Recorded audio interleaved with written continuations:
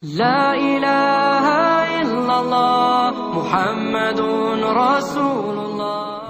Assalamualaikum warahmatullahi wabarakatuh. Rahasia dileburnya 4000 dosa besar. Begitu dalamnya makna kalimat tiada Tuhan selain Allah, sejak manusia pertama hingga kelak manusia terakhir di muka bumi. Kalimat itu merupakan pengakuan yang jelas dari setiap hamba kepada Rabb-Nya. Bahkan ketika seorang insan masih belum lahir ke alam dunia, Allah SWT telah mengambil kesaksian tiap-tiap roh manusia sebelum masuk ke jasad. Bukankah aku ini Rabb-mu? Mereka menjawab, betul, kami bersaksi. Quran Surat Al-A'raf.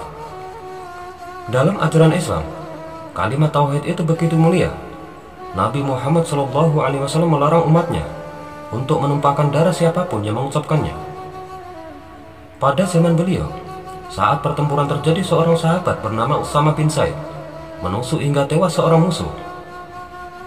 Lawannya sempat mengucapkan La ilaha illallah sebelum pedang Usama menghampiri tubuhnya.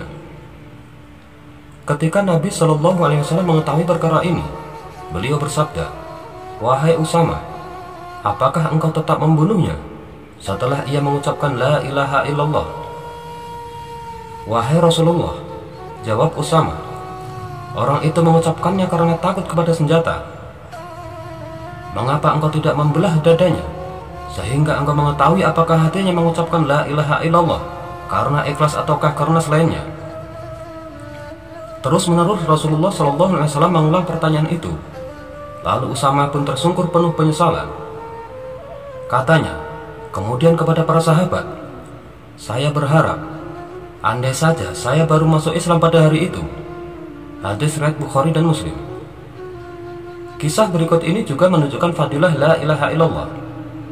Pada zaman dahulu, tersebutlah seorang raja yang zalim. Ia suka bertindak sewenang-wenang. Lebih dari itu, ia menyembah kepada banyak berhala serta menolak Islam. Perlakuan kejamnya juga menimpa kaum muslimin dari waktu ke waktu. Perangainya tak berubah dan kian membahayakan sehingga umat Islam bangkit untuk melawannya. Setelah bertempur berhari-hari, pemimpin muslim akhirnya dapat melumpuhkan si raja tersebut. Maka penguasa zalim tersebut diikat, lalu dibawa ke lapangan luas untuk diadili. Para pemuka muslimin saling berdiskusi di antara mereka. Kira-kira hukuman apa yang pantas kita berikan kepada raja yang durhaka terhadap Tuhannya ini? Demikian satu sama lain saling meminta pendapat. Akhirnya musyawarah mencapai mufakat. Raja yang kini menjadi tawanan itu akan dihukum mati. Eksekusi dilakukan dengan cara mengikat kepalanya, lalu melemparkannya ke dalam bejana berisi api yang menyala-nyala. Rakyat yang lama dizalimi berkumpul, ramai-ramai menyaksikan jalannya pelaksanaan hukuman. Pada hari itu, para Al-Ghujub bersiap-siap membawa si tawanan ke dekat bejana yang raksasa. Ketika panasnya api mulai menyengat tubuhnya, raja durhaka itu pun berteriak-teriak sembari memanggil nama seluruh berhala yang disembahnya selama ini. Dengan nada memelas, ia memohon kepada Tuhan-Tuhan itu akan keselamatan jiwanya. "Wahai Lata, selamatkanlah aku. Wahai Habil, selamatkanlah aku. Wahai Uzza, bebaskanlah aku dari keadaan ini. Wahai Habil, bukankah aku telah mengusap-ngusap kepalamu setiap hari, melayanimu dengan baik selama bertahun-tahun?" katanya. Berulang-ulang ia mengadu kepada dewa-dewanya itu. Namun tetap saja api memancarkan panasnya. Tubuhnya kian lemas tak berdaya. Lama-kelamaan ia sadar, Tuhan-Tuhan yang selama ini dipujanya sama sekali tak memperdulikannya. Lebih dari itu, mereka hanyalah patung yang membisu, tak memberikan manfaat sedikit pun kepada dirinya. Akhirnya para Al-Ghujub melemparkannya ke dalam bejana berisi kubangan api.